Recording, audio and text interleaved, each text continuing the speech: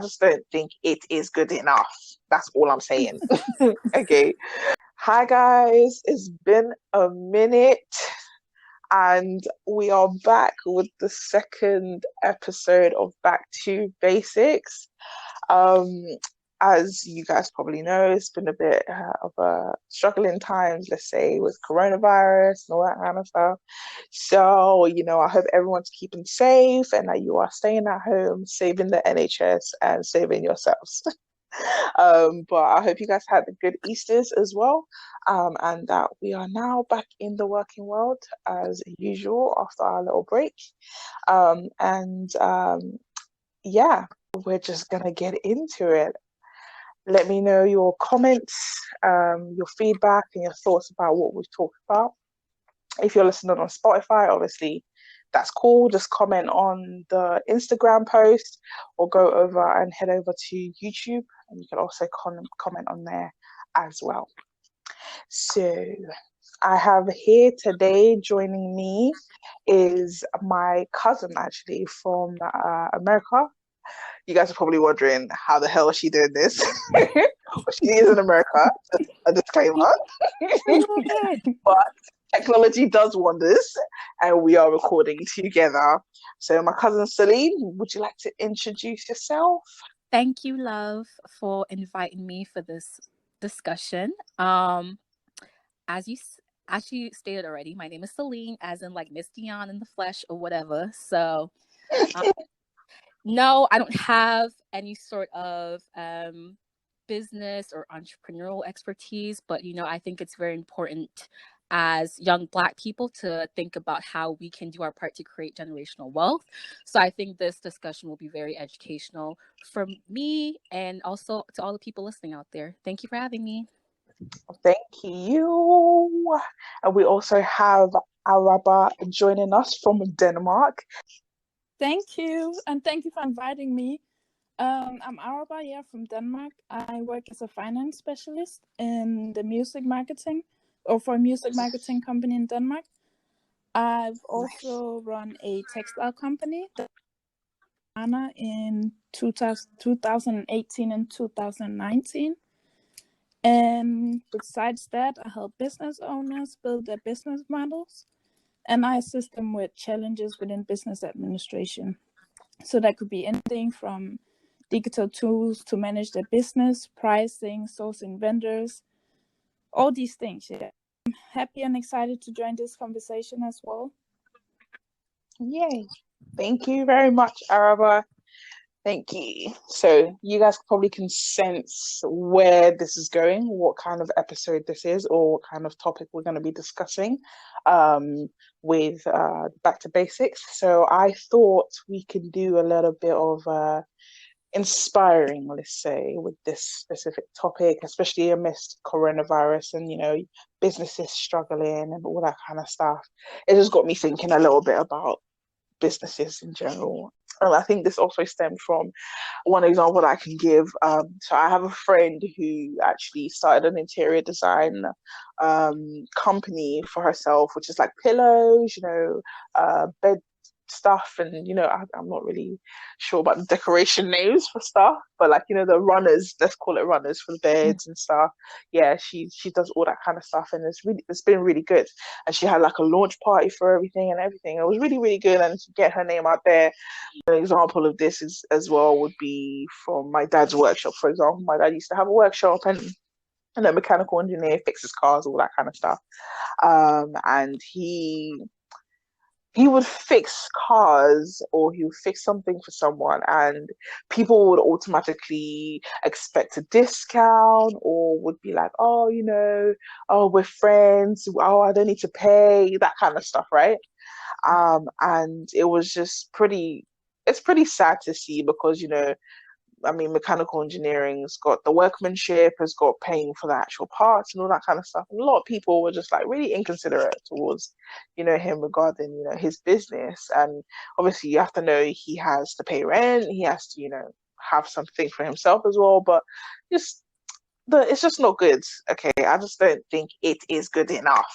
That's all I'm saying. Okay. Black people expect discounts. Black people expect to get it cheaper. And I also think one of them, or an issue related to that, is also that would be okay if you're supporting your friend's business in another way, meaning bringing clients, right? Or when you when you want to place a big order, it's that friend that you go to and say, listen, my work or my friend needs to place a big order. Are you ready for this? But instead, we're rather going to other brands, right? We're rather going to brands that we think is more, how do you say it, accepted by the rest of the world, right? To give us those status rather than supporting the businesses within our network so that they can get that status that they need. Yes. Yeah. I also think it's an issue with Black people in general tending to patronize more mainstream or white businesses. Patronizing our own. And I think it's something that like we need to be cognizant of, because I think it's just more of we're so used to doing that throughout our life that, like, when it comes to supporting like smaller Black businesses, it becomes a challenge for people. Exactly. 100%. I think you guys made a very, very good point. Good point on that. But then sometimes, you know what, we're jumping the gun. So what I'm gonna do, is before we even get onto that, because I was gonna delve off your your statement that you made, Araba, because instead of looking within our network, we're looking outside. We're looking for something that we've heard before. Do you know what I'm saying? And that kind of stuff. And sometimes it just brings us into we don't realize that we do it, which is rather sad, because then your brother or your sister can do the same job, but sometimes you think either the quality is not good or they won't be serious with it, or like there's so many different factors that people use, or different reasons why people forget that their brothers and sisters are in a specific industry and that they can do it for them, right? Before we delve into that, what I'm going to do is just give a few statistics. Celine would also give statistics from her side with, USA as well, but I covered the UK. I looked at an article that actually said that in 2011 that we had a census, and what happened was the Black population in the UK was 1.9 million. It said that only about 3% of that 3% are actually like business owners or Black owned businesses, right? Which is quite small, meaning that we're not really out there like that, and which is quite interesting to and find out. Most Black owned businesses are like recording labels, so you've got recording labels like you've got Jay-Z and all that kind of stuff. You've got basketballers. Most Black owned businesses like barbershops, beauty salons, some restaurants, that kind of stuff, but you never really heard about like finance and IT and this and that, all these other industries that we could also thrive in. And I think it's limiting for us to always go into that, because there's so much competition amongst Black people alone, but we don't really have like any like people, role models, let's call them, to like look up to in the corporate world. In the corporate world, let's say that's the word. What is that on your side, Celine, with the Black owned businesses in the US? So with my stats, it's less comparative to like other types of businesses and more talking about like within Black businesses. It breaks down different, I guess, areas. So for example, like you were saying before, like a lot of the popular businesses are like in the health, beauty, and fitness services, food and restaurant, retail, and then other sort of like business services. And one thing I thought was really interesting was the gender makeup of everything. So it was 65% men and only 35% women. So we can also sort of touch on the gender disparities as well. And I guess like a final statistic that really stuck out to me was just how young some of these business entrepreneurs are. So a lot of them are actually millennials. So I think millennials are people born from like 96 or it ends at 96, I guess. So like people who like in their 20s or like early 30s, basically. So these are young people who are starting businesses. So I thought that was interesting because like there's so much potential there. Especially as like we start to attain like higher education levels and sort of try to break through into other industries that haven't been tapped into yet. So yeah, that sounds interesting. That just goes to show is like the younger lot, the ones that are coming up now, are the ones who are daring enough, let's say, to reach out into that kind of entrepreneurship, right? And I remember when you were talking, you were saying like, you know, expectations of African parents is like either you're like a doctor, you're a doctor, what other things? You're exactly, you know, like that, but Mimi, you're a nurse. So don't even try. No, I'm not an engineer. I work in IT, which is not normal.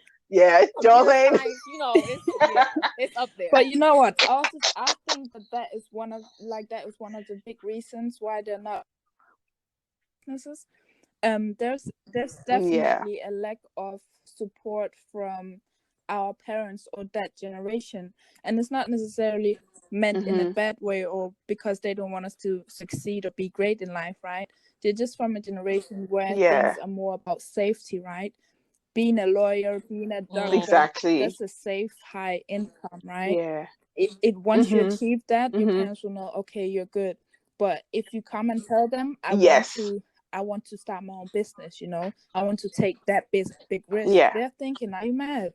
I didn't sacrifice all this for you to go broke and then maybe you can get money. That's what it is. Yeah. 100%. And that really, really actually hits home with the risk factor. We're so good with being safe. Do you know what I'm saying? Feeling safe, that we know the security. So we're always working for someone else, you know? And we never thought, actually, I just want to work for myself. Do you know what I'm saying? And the risk factor, I mean, I think in Africa, they're willing to take that risk. 100. Right? But here, you know, it's just like, no. But I think it's also the whole idea of like, since we're first generation, we're the experimental group. And so for us and our parents, it's all about survival. It's like, okay, don't do too much because we still want to survive in whatever sort of like Western country you're living in. Yeah, precisely. It's really interesting, actually. And then one other thing I was thinking about, especially with the way Black people actually do business. Do you know what I'm saying? So one example that I mentioned was Molly. I don't know whether anyone watches Insecure or we've heard of the show Insecure. Period. So Molly from Insecure, right? So let me set the scene for you. Molly from Insecure basically went from, okay, let's say she was working in Wall Street. Well, that's not the case, but she was working in an area, a white corporate world. Yeah, exactly. And she worked in a white corporate, you know, company, but then she moved to a Black, you know, corporate owned business in the same area. So we're saying this company is on the same level as the white one, you know what I'm saying? So that's cool. Like, let's set the scene. And then she goes there, and obviously she's new. She's coming from quite ordered, you know, things are done efficiently and stuff like that. And it came to Black one, and one lady was doing a courier service, and she said, "Oh, Rashad will come at 5:30. You know, he's supposed to start at 5, but he comes at 5:30, maybe 5:35." And I was like, "Wait a minute, let's take that back again. Why is Rashad coming at 5:30 when his work starts at 5 o'clock?" Do you know what I'm saying? Why is there no order? Why is he not being pulled up for what he's doing? Do you know what I'm saying? I've been told that you need to be punctual because technically the Black-owned business is on the same level as the white one. So what do you guys think concerning that? I want to go back to your time matter, because time is money, and everyone needs to understand that. When you are 30 minutes late, you're wasting another person's 30 minutes. Meaning that person will now waste another person's 30 minutes, right? It's the butterfly effect. It goes. So we cannot continue that attitude of saying, you know, oh, this is my culture. That's just how I am. You know, I'm more laid back. You know, I'm not too stressed. No, but time is money, and it does not only affect you. It affects you, your colleagues, other businesses. And that's Hmm. definitely one Yep. place where we need to step up without Yes. how do you say it, generalizing. Mm-hmm. Yes. Okay. Yeah, definitely agree with that on the time management piece. I feel like a lot of Black people are so complacent, and we've just accepted that, like, oh, Black people are late. That's like become like a low running You joke or know, our nickname. yeah. But it really prevents us from meeting that professional standard in a way that was going to allow us to actually compete with white Yes. companies and businesses. And that's the only way we'll be successful. So we definitely need to work on that.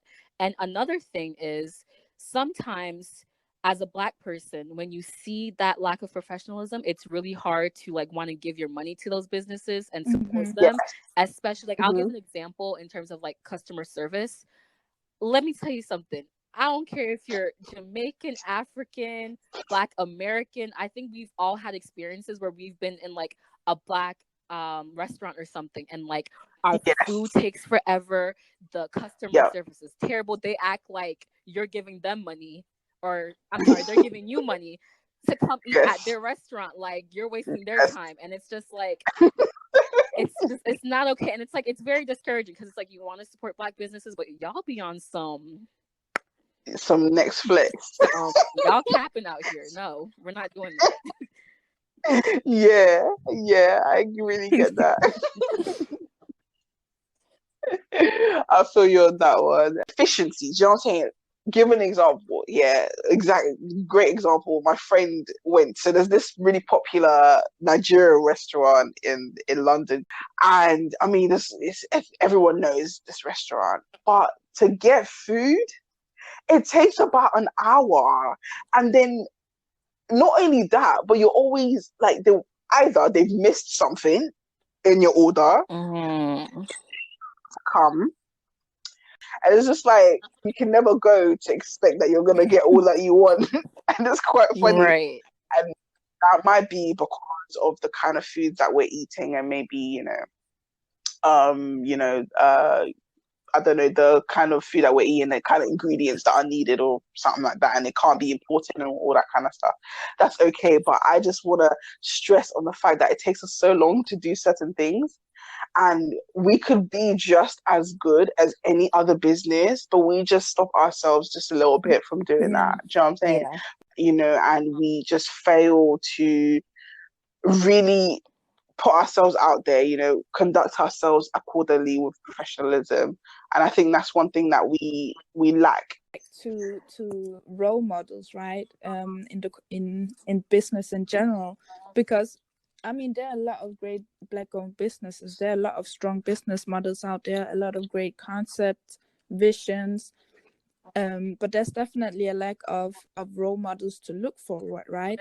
For experts to seek advices Yeah. from, and and people to give people feedback, right? How's my restaurant doing? How's my business doing? What do you think I can improve or improve? And just honest conversations about, listen, I went to your restaurant and I think this and that didn't work out.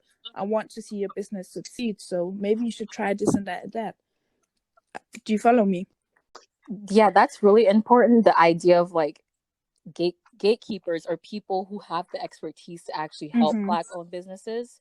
Yes. Because I'm looking at right now the data I have, and so one of the top 3 challenges for them is lack of capital or cash flow. And a lot of Hmm. these businesses are like not it's not a lot, but like 15% of them are like financing a lot through like family and friends. And while that's Yeah. great, that's not sustainable. So now it's Yes. like it becomes a question of like, who do I go to sort of help me finance this vision, but also Hmm. ensure that like I can like sustain Yeah. myself in the future.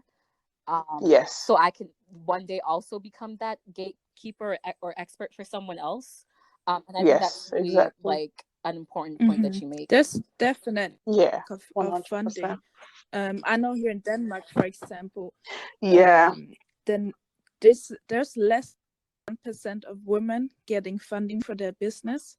So imagine the percentage for Black Wow. women or any minority women in Denmark, right? Yes. Right. That's Denmark alone. I'm pretty sure the numbers look Yeah. kind of the same in the UK, in France, in the US. Yes. Even more venture capital funds are starting to pop up. But did it really take our own venture capital funds before we can change that Yes. picture? Yeah, it's a lot to think It about, is. definitely. It It is. is. And another challenge I wanted to talk about was like marketing and advertising. And I think that's also problematic because like a lot of times like I don't even know about Black owned businesses. Yes, It's like it's true. Yeah. like through what avenues are these businesses like advertising, getting their name Yes. out there? And I think another layer to that would be, is it productive to push sort of the narrative that if you're a Black owned business that like you should mainly target Black people as like your like demographic, the demographic that you want to like target? Or is it smarter actually to sort of like branch out? Because sometimes like you said, like Black people don't always do their best in supporting Black businesses. What are your thoughts on that? Yeah. Do you want to go first, No, you Araba, go or do first. you want me to go first? So it's really important what you said, actually, because I think we have a fear of branching out there. So we want to start in-house first, where we start with our family, you know. But I mean, that's a good tactic because you start with your families and you get your name, tell your friends to tell your Word of friend, mouth, and yeah. tell your auntie to tell, you know what I'm saying, word of mouth. But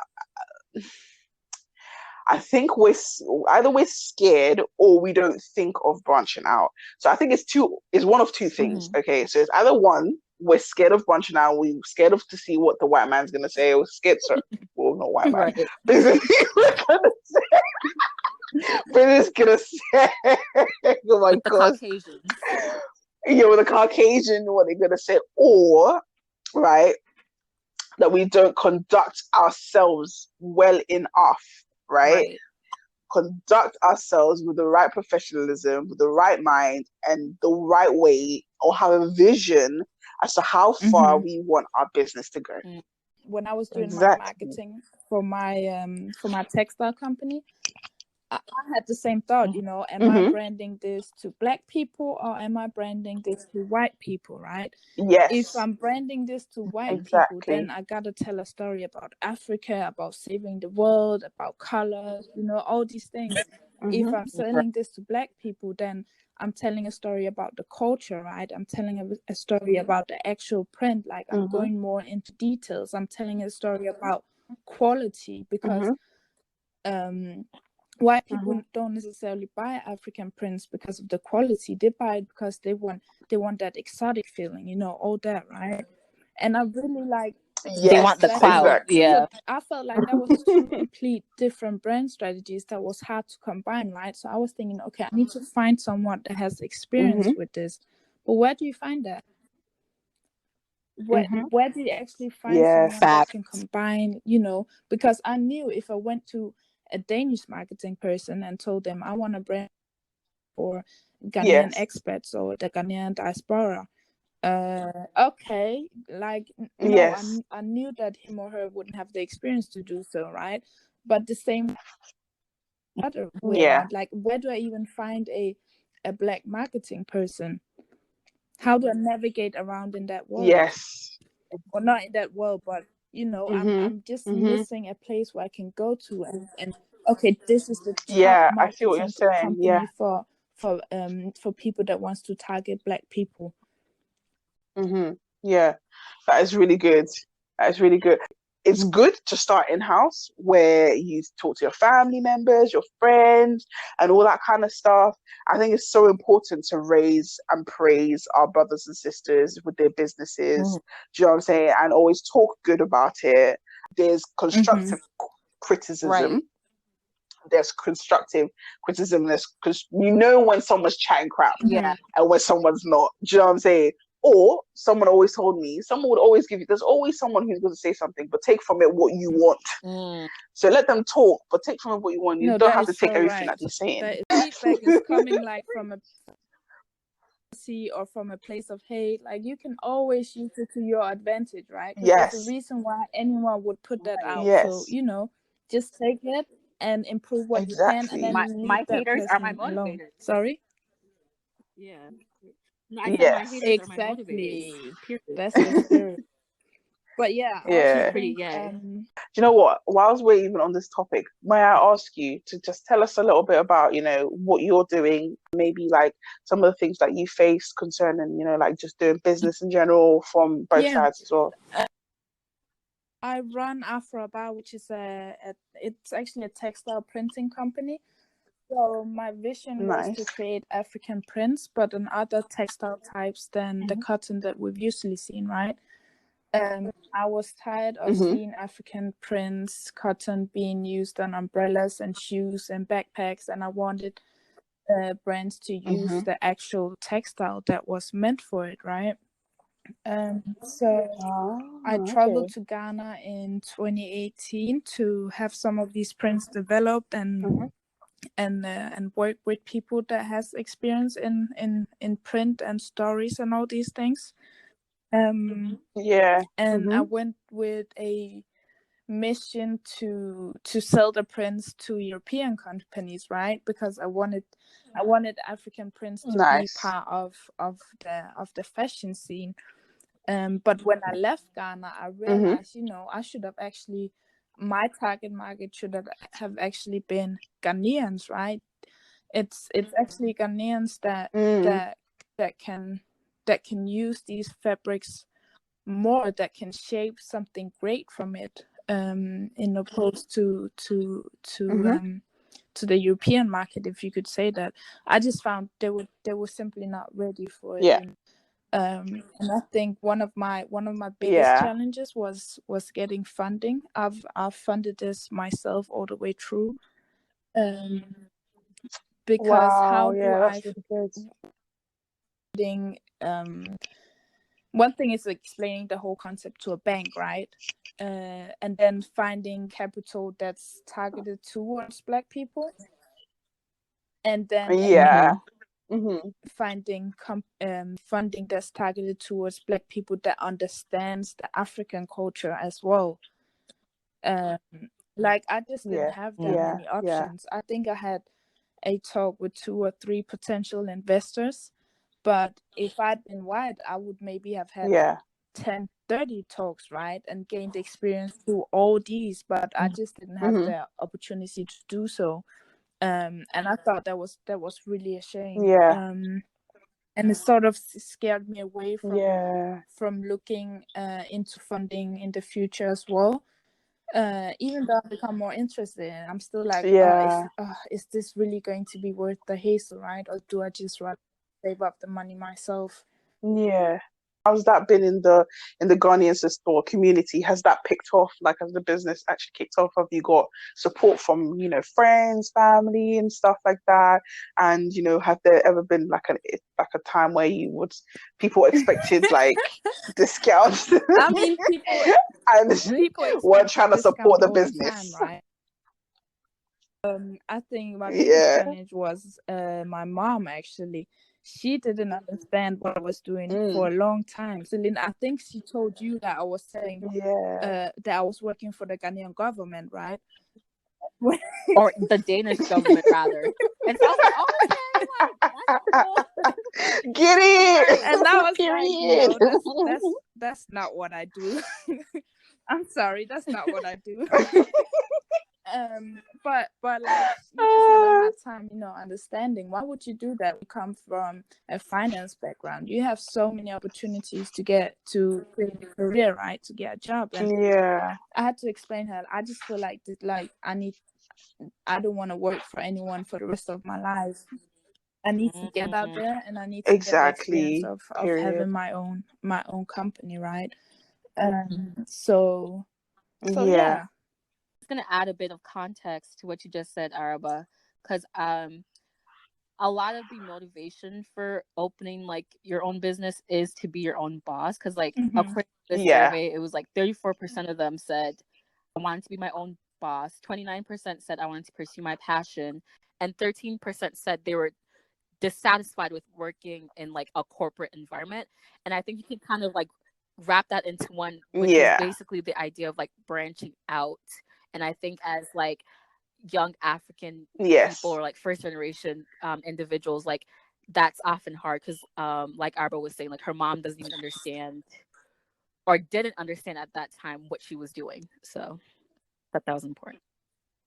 It makes it hard to Exactly. stand up straight and say, I can do that, right? Because one thing you really want is your parents' support, of course. Yes. At the same time, I do understand where it's coming from, right? My mom moved to Denmark when she was 24 years old. All kinds of education that she had taken in Ghana was just cancelled. She had to start all over, our wealth is built on one generation, right? That's my mom here in Denmark, because she had to start all over. So now we have it, right? Now she feels like we can build on top of what she has. But if we're not following that, like, I understand why she feels like, but why are you not just following, doing the same that I did, and keeping it safe so that we can all be safe, right? From that perspective, I understand, because obviously they, especially with first generation, African Americans, African British, African Danish people. Yes. Is that right? Is that right? The Danish? Is that right? Yeah, okay. Just so, if I come and embarrass myself. African Danish, I think actually you're very right on that. But I just encourage that everyone, if you want to start a business, whether here in Africa or wherever, do it. Why Shout out not? to Nike. Just do it. Go for it. Just do it. Just do and it. seek advice, You know what I'm saying? seek help, Just ask do questions, listen to great podcasts. Exactly. From anywhere you can, because even though we obviously Exactly. know there is a lack of those people that you can go to for help, there are also a lot of great networking events. For example, like I went to school in Washington, D.C., which is a great city to network. And there's so many different Black professionals that hold events where you can go get someone's business card, email them, go out to coffee and ask them, hey, how can I help, create this business?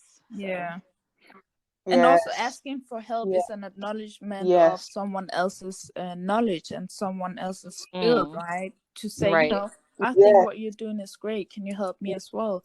Most people are going to say yes because, oh, you think what I'm doing is great? Of course I'll help you. I don't know. I can't speak for anyone else, but the way Black people in America operate, especially when you're trying to be successful, is that these spots, that the opportunities that we get, it's always there's one or two. So our spots are very tokenized. So then people feel the need to step on other people to get to where they are. And it's like, okay, you know what? I got mine. So you worry about whatever you got to do. Yeah. Yes. It is. And it's quite disappointing, to be honest, sometimes. We already, as Black people, have to work very hard to prove ourselves. Though we don't have to prove nothing to them, but we have to prove ourselves half the time that we are worth investing in. We are worth, you know what I'm saying? We are worth doing business with.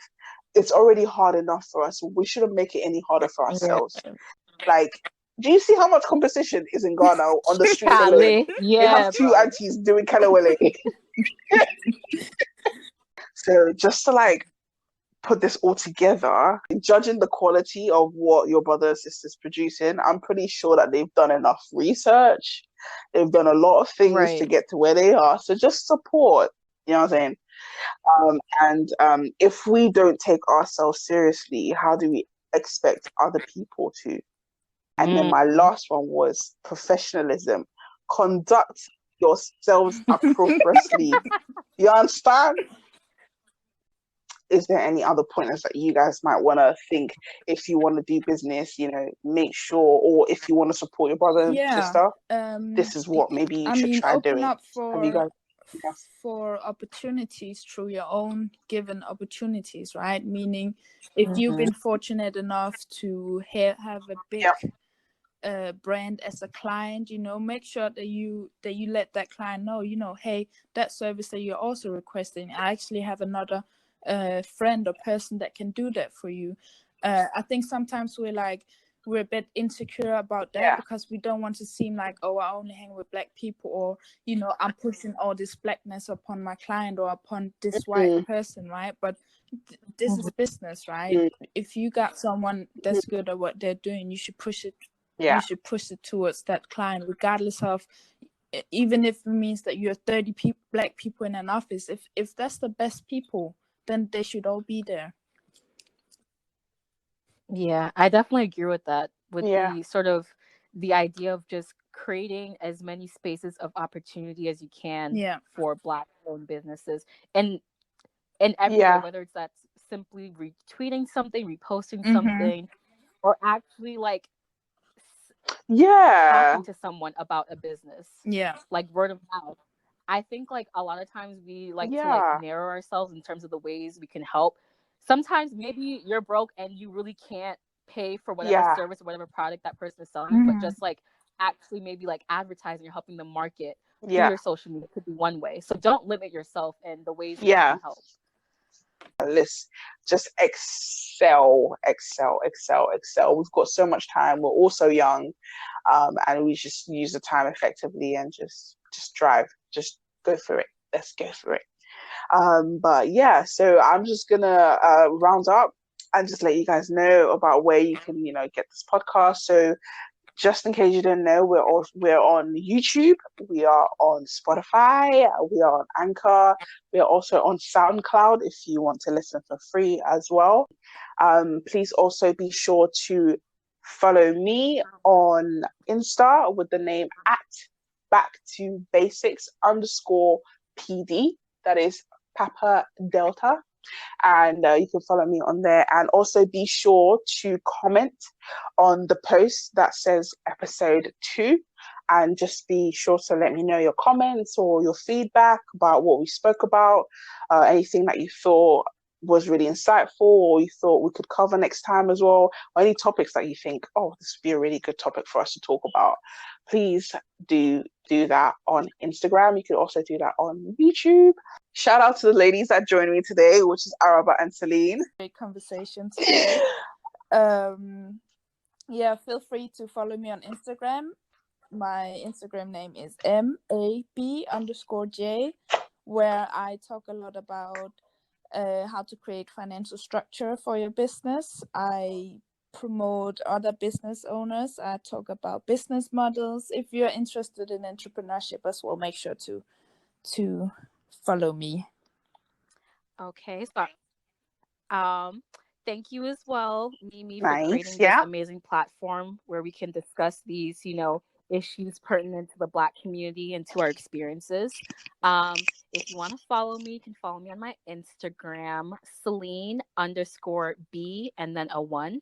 Thank you, lovely ladies, for joining me today on this podcast. Be sure to support our girl Araba, okay, and also follow Celine.